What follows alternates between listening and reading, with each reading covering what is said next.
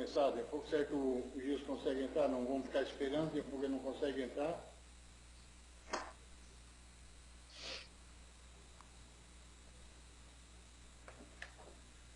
Boa noite a todos. Declaro aberta a 17ª sessão ordinária do primeiro período legislativo do 4º ano de mandato da 13ª legislatura da Câmara Municipal de São Martinho. Sob a proteção de Deus e em nome do povo São Martinho, iniciamos nossos trabalhos. Cumprimento as senhoras vereadoras, os senhores vereadores, funcionários desta casa, a todos que nos acompanham pela internet e os ouvintes da Rádio Comunitária de São Martinho. Convido a todos para, em posição de respeito, acompanhar a execução do hino nacional brasileiro.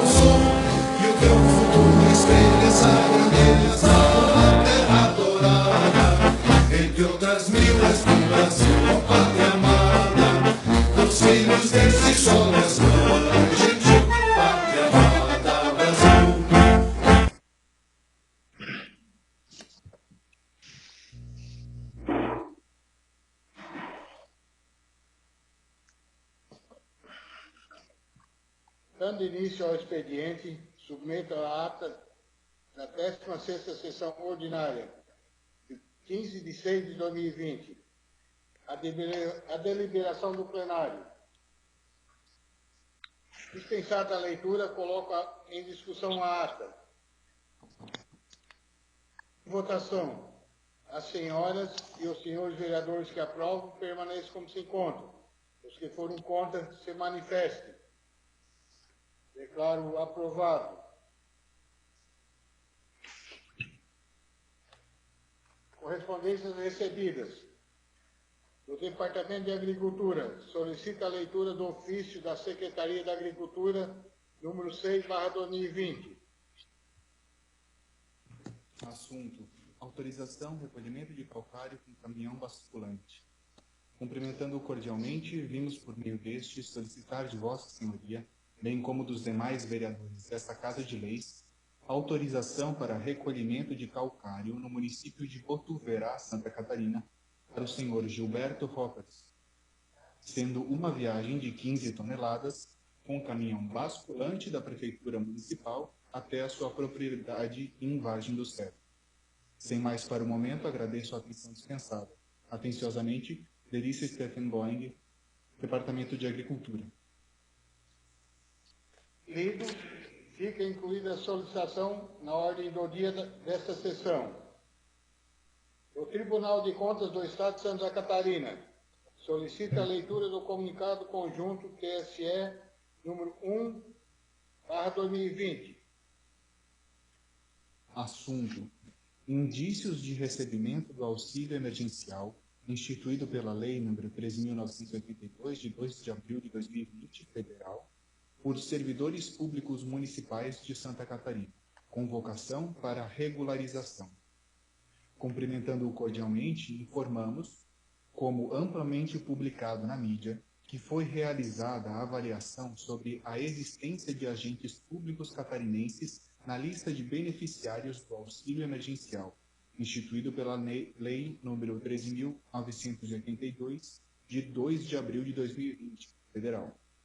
O artigo 2º da referida lei relaciona os requisitos cumulativos para a percepção do benefício de R$ 600 por 3 meses. No inciso 2 deste artigo, consta como critério de elegibilidade a inexistência de emprego formal ativo. Assim, todos os agentes públicos estariam automaticamente excluídos da percepção deste auxílio por terem emprego formal ativo.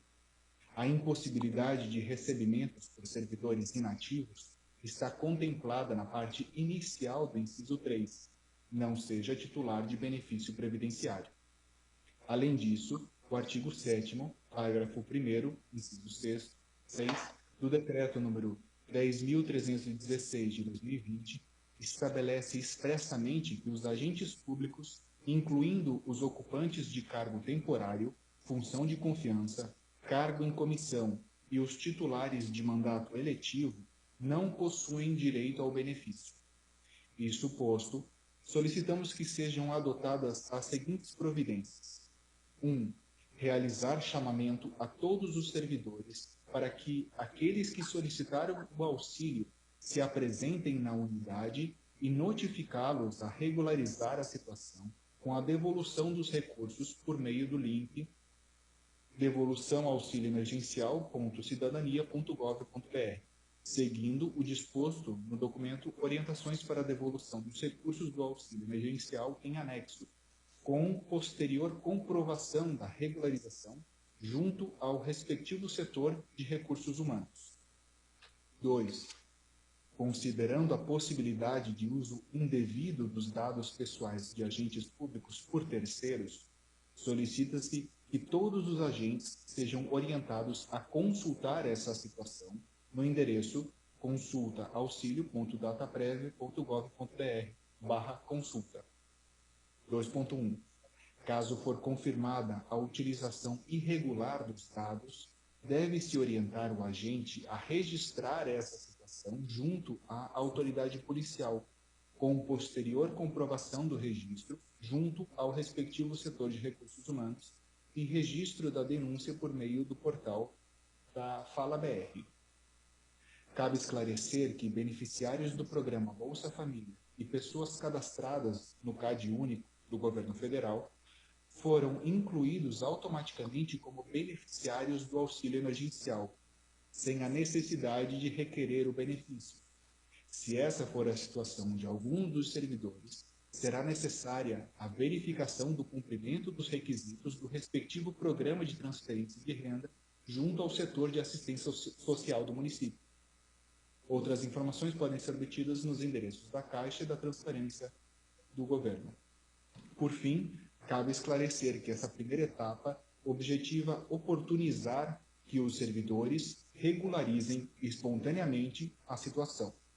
Posteriormente, após a avaliação mais aprofundada pelos órgãos signatários e da obtenção de outros elementos de prova, poderão ser adotadas outras medidas para avaliar as condutas de solicitação e de recebimento do auxílio emergencial, inclusive no que tange a possível inserção ou declaração de informações falsas em sistemas de solicitação do benefício, que podem caracterizar os crimes de falsidade ideológica e estelionato, além de configurarem possíveis infrações disciplinares a serem analisadas no âmbito do respectivo município.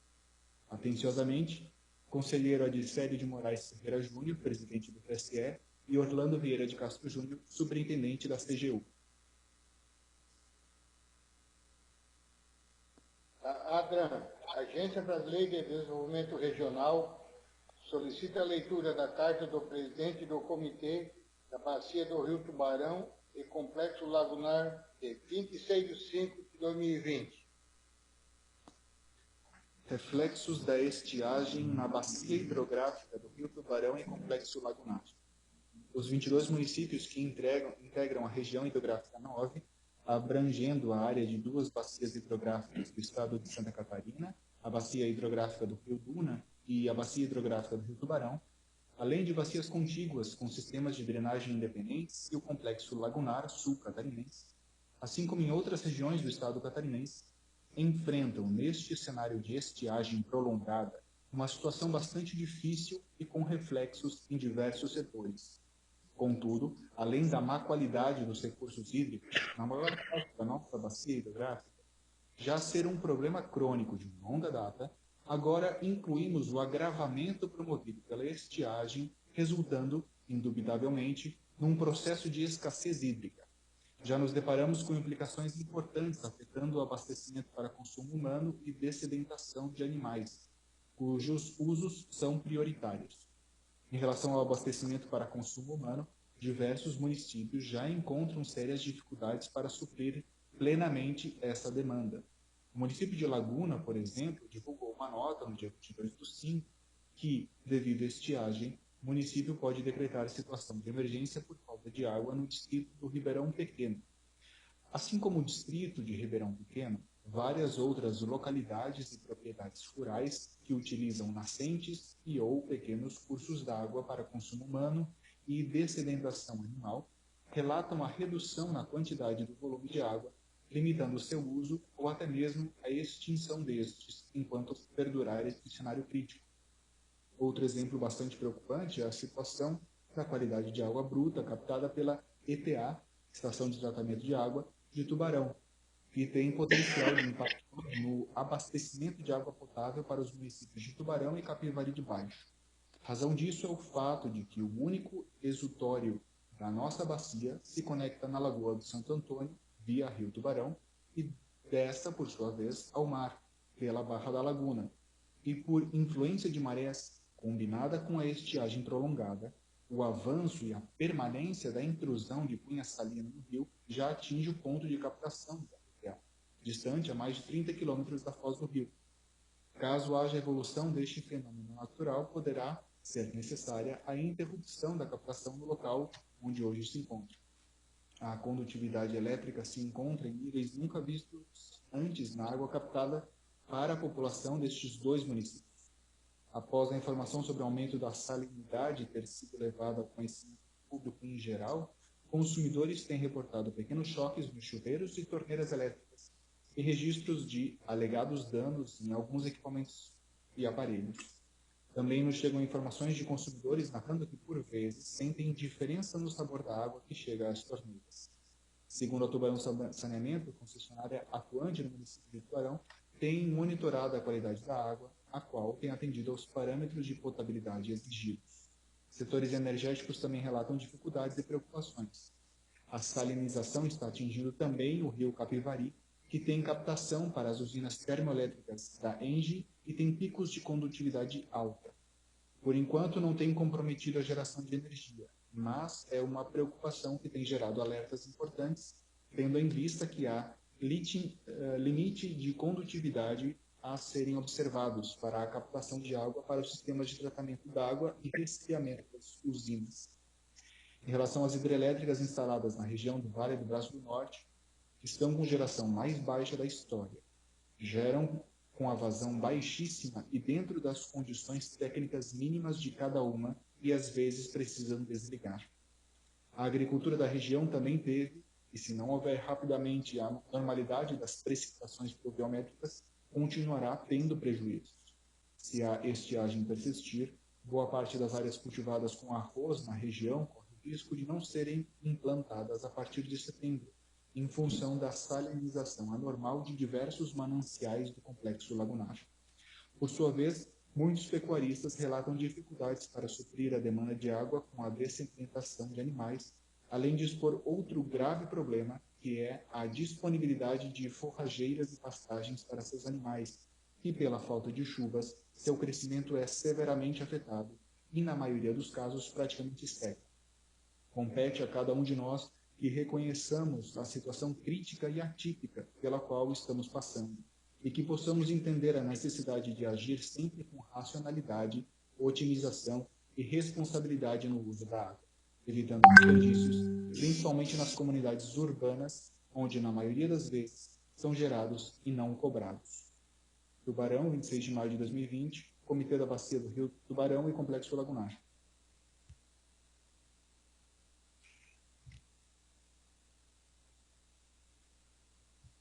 Bem, passamos para o grande expediente. Não havendo oradores inscritos para fazer uso da palavra na tribuna, na fase do grande expediente, passaremos para a fase da ordem do dia. Havendo quórum, submeto a deliberação do plenário para discussão e votação em segundo turno. Projeto de lei do Legislativo, número 15/2020, da mesa diretora, que fixa o subsídio do prefeito, vice-prefeito, secretários municipais, presidente da Câmara Municipal e vereadores do município de São Martinho para o período 2021-2024 e adota outras providências. Em discussão o projeto. Em votação, as senhoras e os senhores vereadores que aprovam permaneçam como se encontram. Os que foram contra se manifestem. Declaro aprovado. Aprovado o projeto, envio para a sanção do prefeito.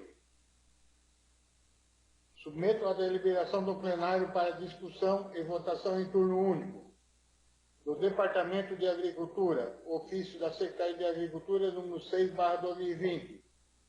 Solicita autorização para deslocamento de caminhão da Prefeitura até Botuverá, Santa Catarina, para recolhimento de calcário em proveito do senhor Gilberto Ritters, da localidade de Vargem do Cedro. Em discussão, a solicitação. Em votação, as senhoras e os senhores vereadores que aprovam permaneçam como se encontram. Os que foram contra se manifestem. Declaro aprovado. Dando fim à ordem do dia,